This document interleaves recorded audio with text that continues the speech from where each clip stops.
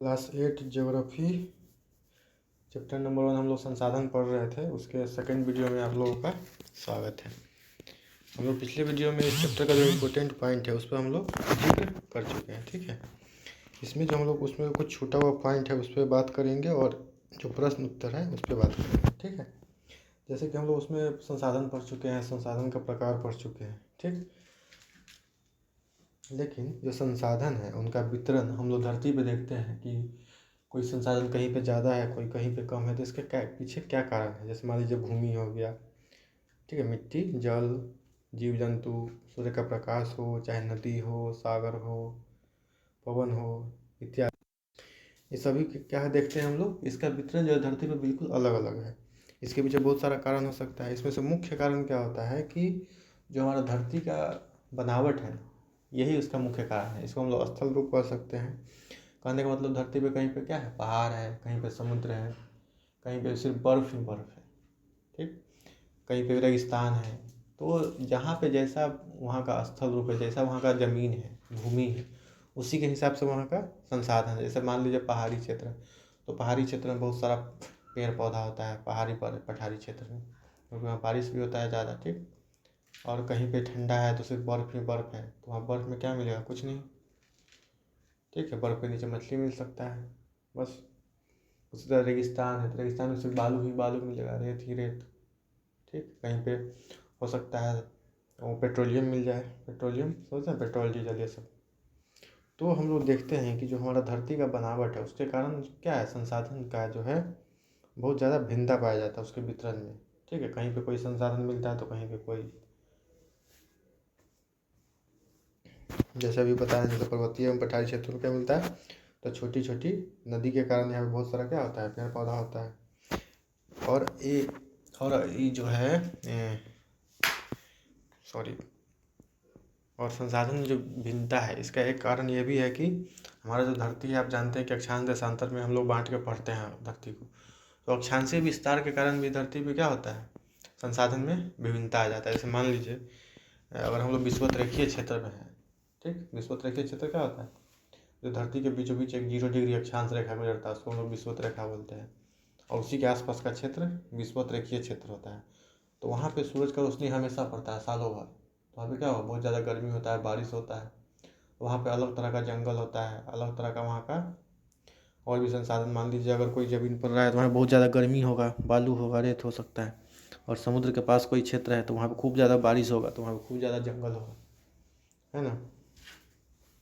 इस प्रकार हम लोग देखते हैं कि जो धरती का बनावट और धरती में अक्षांशीय विस्तार के कारण क्या होता है, और उस धरती के स्थल रूप में विभिन्नता आ जाता है, उसके कारण उसके संसाधन में भी विभिन्नता आ जाता है। ठीक है, वही सब लिखा है।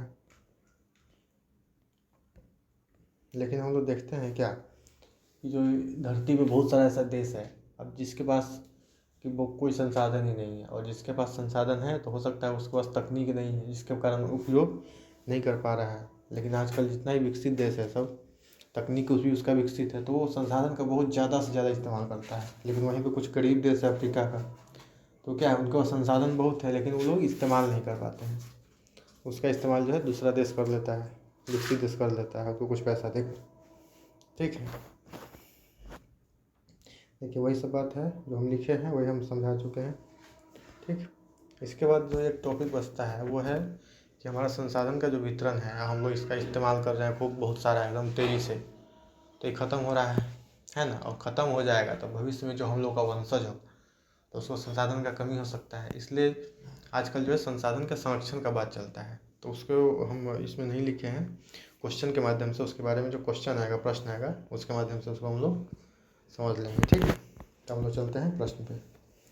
तो अभ्यास का ये देखिए तीसरा नंबर क्वेश्चन है। तीसरा का पहला क्वेश्चन है संसाधन की परिभाषा दे, तो इसको देने का क्या जरूरत है, लिखवा चुके हैं, वैसे बोल देते हैं एक बार। संसाधन क्या होता है, तो वैसी सभी वस्तुएं जिनका इस्तेमाल हम लोग मतलब मनुष्य अपनी आवश्यकता के लिए करता है, उसी को हम लोग क्या बोलते हैं, संसाधन बोलते हैं। ठीक, दूसरा क्वेश्चन है संसाधन के वर्गीकरण के प्रमुख आधार कौन कौन से हैं। तो हमको लगता है कि यहाँ पे संसाधन है प्राकृतिक संसाधन। संसाधन का मतलब प्राकृतिक संसाधन होना चाहिए कि प्राकृतिक संसाधन के वर्गीकरण का प्रमुख आधार कौन कौन सा है।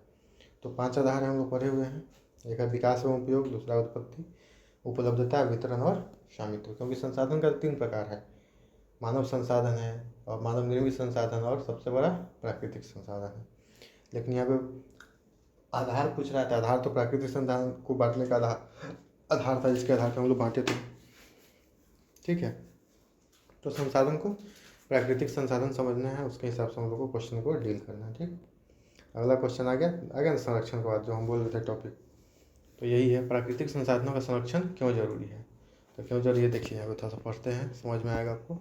मनुष्य लालच में प्राकृतिक संसाधनों का अधिक दोहन कर रहा है। दोहन करने का मतलब होता है बहुत ज़्यादा इस्तेमाल करना। ठीक है, ज़रूरत से ज़्यादा, उसको दोहन बोलते हैं। ठीक, जैसे मान लीजिए हमको ज़रूरत है 1 लीटर पानी का, हम उसका 10 लीटर पानी निकाल रहे हैं। ठीक है, 1 लीटर पानी में हम नहा सकते हैं, मान लीजिए, नहीं 1 लीटर पानी मान लीजिए हम पी सकते हैं, लेकिन 10 लीटर पानी निकाल रहे हैं कल से पीने के लिए। ठीक है, तो वो क्या कर रहे हैं, दोहन कर रहे हैं, फालतू में बर्बाद कर रहे हैं। तो इस तरह से जो हम संसाधन को बर्बादी करते हैं, यदि ज़रूरत से ज़्यादा, समझिए ज़रूरत से ज़्यादा कोई भी चीज़ का इस्तेमाल करना, समझ लीजिए क्या है, दोहन हो गया। इसके साथ ही दोहन कर रहा है, जिससे भविष्य में इसके समाप्ति की संभावना है। सही बात है, अगर कोई संसाधन सीमित है तो उससे क्या होगा, और बहुत ज़्यादा दोहन करेंगे तो एक समय आएगा कि वो समाप्त हो जाएगा, बिल्कुल समाप्ति की क्या है, संभावना है। तो इसके साथ ही जो अधिक मात्रा में उपलब्ध है उसे प्रदूषित कर दिया है। कौन, मनुष्य। जो अधिक मात्रा में उपलब्ध है उसको क्या कर दिया है, प्रदूषित कर दिया है। जैसे पानी बहुत ज़्यादा मात्रा में है, हवा बहुत ज़्यादा मात्रा में है, लेकिन मनुष्य क्या कर रहा है, उसको प्रदूषित कर दे रहा है। लेकिन मनुष्य के लिए संसाधनों की जितनी आवश्यकता है आज है, उतनी भविष्य में भी है, इसीलिए प्राकृतिक संसाधनों का संरक्षण आवश्यक है। अब क्या बोल रहे हैं कि जो जितना मान लीजिए आज प्राकृतिक संसाधन का हम लोग को ज़रूरत है, उतना भविष्य में आने वाला पीढ़ी को भी तो ज़रूरत होगा। इसलिए हम लोग को क्या सोचना चाहिए कि प्राकृतिक संसाधन का संरक्षण आवश्यक है। ठीक है, चलिए अगला क्वेश्चन है, नवीकरणीय संसाधन किसे कहा जाता है।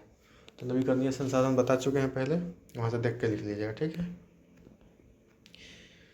प्राकृतिक संसाधनों के वितरण में असमानता के प्रमुख कारणों को लिखे। यही टॉपिक हम लोग ऊपर पढ़ चुके हैं, पढ़े ना, अभी शुरुआत उसी से किए थे।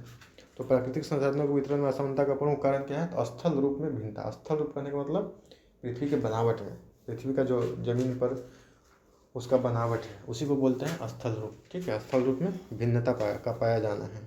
जैसे पहाड़ी में वनों की अधिकता होती है, तो वहीं रेगिस्तान में बालू की। इसके साथ ही अक्षांशीय विस्तार, समुद्र तक से दूरी, समुद्र से ऊंचाई, ये सभी क्या होता है, संसाधन की भिन्नता का प्रमुख कारण है उसके वितरण में। ठीक है, अगला क्वेश्चन है चौथा का पहला क्वेश्चन, प्राकृतिक संसाधन का वर्गीकरण उपयुक्त उदाहरण के साथ प्रस्तुत करें।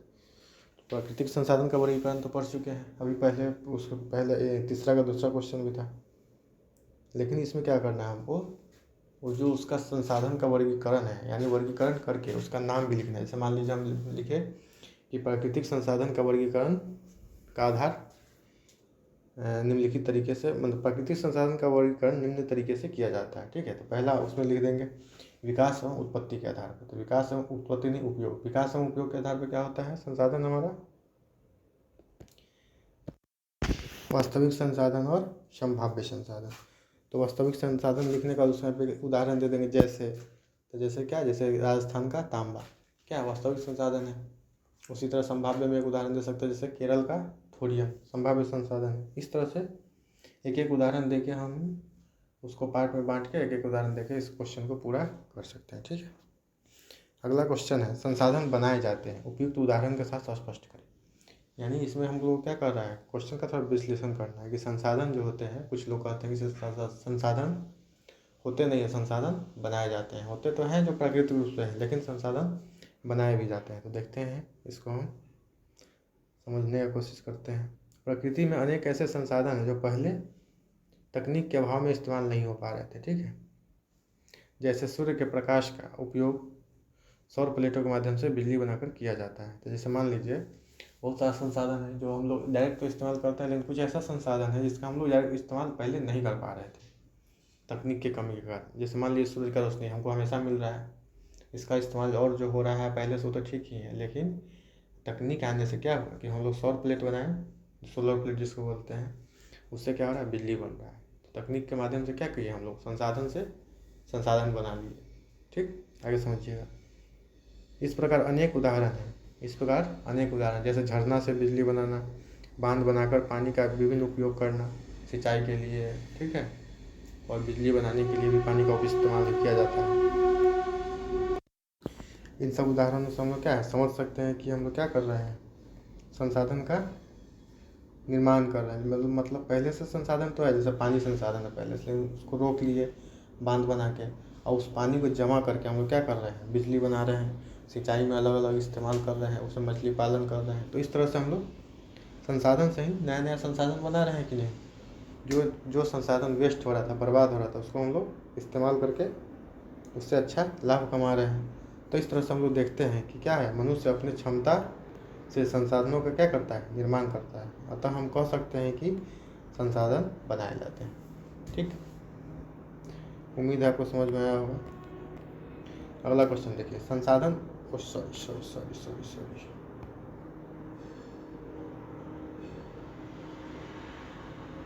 ये क्या आ गया, सॉरी एक मिनट। यहाँ देखिए, अगला प्रश्न है हमारा, संसाधन संरक्षण की आवश्यकता पर प्रकाश डालें।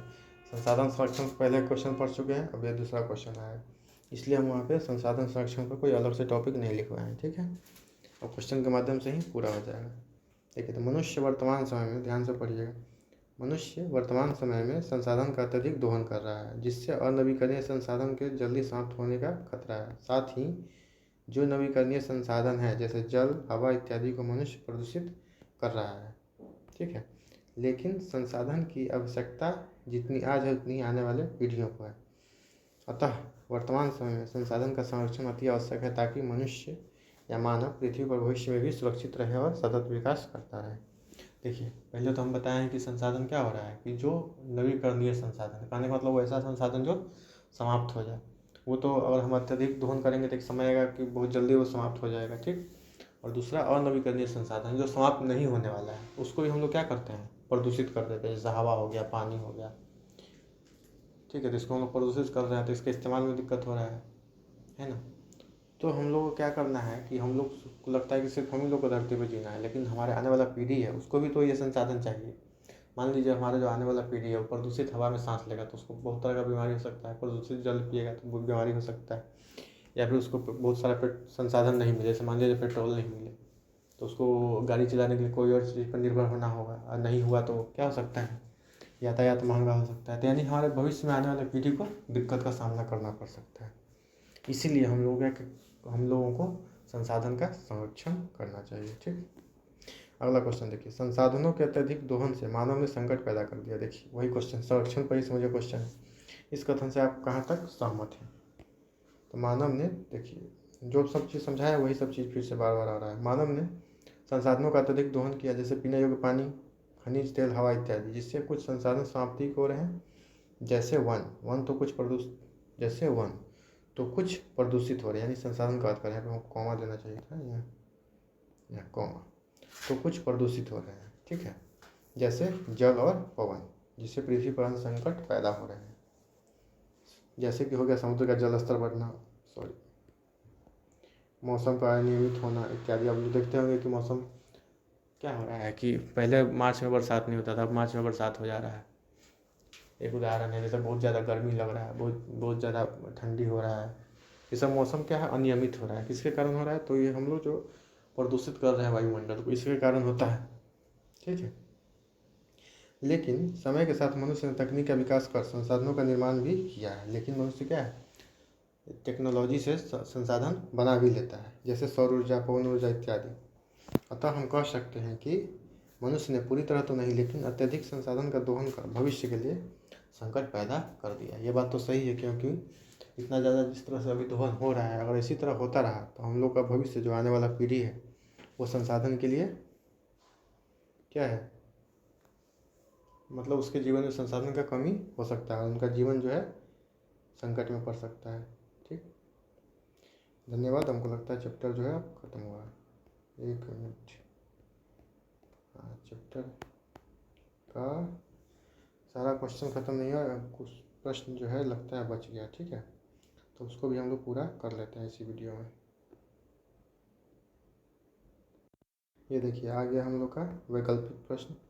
पहला क्वेश्चन देखिए, इनमें से कौन सा एक प्राकृतिक संसाधन है। तो आप लोग अच्छे से पता होगा कौन सा प्राकृतिक संसाधन है, तो भूमि। पंचायत भवन क्या आदमी बनाता है, विद्यालय इंसान बनाता है, हवाई अड्डा इंसान बनाता है, क्वेश्चन देखिए, इनमें कौन प्राकृतिक संसाधन नहीं है? तो देखिए, सूर्य प्राकृतिक संसाधन, मिट्टी प्राकृतिक संसाधन, जल प्राकृतिक संसाधन, हवाई जहाज इंसान द्वारा बनाया गया, तो क्या हो जाएगा? मानव निर्मित संसाधन। अगला क्वेश्चन, केरल में पाया जाने वाला थोरियम किस प्रकार का संसाधन का उदाहरण है? तो बताया था कि केरल में जो पाया जाने वाला संसाधन है क्या है? संभाव्य है, क्योंकि अभी उसका इस्तेमाल नहीं हो रहा है, भविष्य में होने का संभावना है। संसाधन निर्माण के लिए क्या आवश्यक है? तो संसाधन निर्माण के लिए सब कुछ चाहिए, तकनीक चाहिए, ज्ञान चाहिए, आवश्यकता चाहिए, तभी तो लोग संसाधन निर्माण करें। और कोई चीज़ की आवश्यकता ही नहीं है तो लोग संसाधन बनाएंगे क्यों? और जब तक आवश्यकता नहीं होता वो संसाधन कहलाता भी नहीं है। ठीक है, तो ये सब कुछ चाहिए हमको। चलिए अगला क्वेश्चन देखते हैं।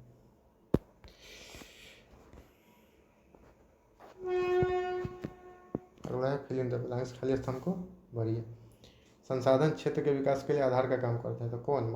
मानव जो है संसाधन के क्षेत्र के विकास के लिए, संसाधन मानव ही है जो संसाधन के क्या कर सकता है? विकास कर सकता है, तो मानव आंसर हो जाएगा। राजस्थान में पाया जाने वाला तांबा कौन सा संसाधन का उदाहरण है? तो राजस्थान में पाया जाने वाला तांबा जो है वास्तविक संसाधन है, क्योंकि हम लोग उसका इस्तेमाल कर रहे हैं, एक समय के बाद वो खत्म हो जाएगा, तो वो हो गया वास्तविक संसाधन। दिमागी एवं शारीरिक क्षमता मानव को संसाधन बनाने के लिए आवश्यक है, यानी अगर मानव को संसाधन के रूप में इस्तेमाल करना है तो उसमें क्या होना चाहिए? दिमागी शक्ति होना चाहिए और शारीरिक क्षमता होना चाहिए। कहने का मतलब वो बुद्धि भी लगा पाए, मतलब कोई बुर्बक आदमी को हम लोग काम ले सकते हैं? नहीं ले सकते हैं, दिक्कत हो सकता है। इसीलिए हम लोग के मतलब जिस मनुष्य का दिमागी और शारीरिक क्षमता दोनों अच्छा है उसी को हम लोग क्या कर सकते हैं? संसाधन बना सकते हैं। ठीक है, और ये सब क्वेश्चन जो है हम लोग कॉपी में लिख के कर चुके हैं, तो इस तरह से हम लोग का चैप्टर जो है खत्म होता है। धन्यवाद।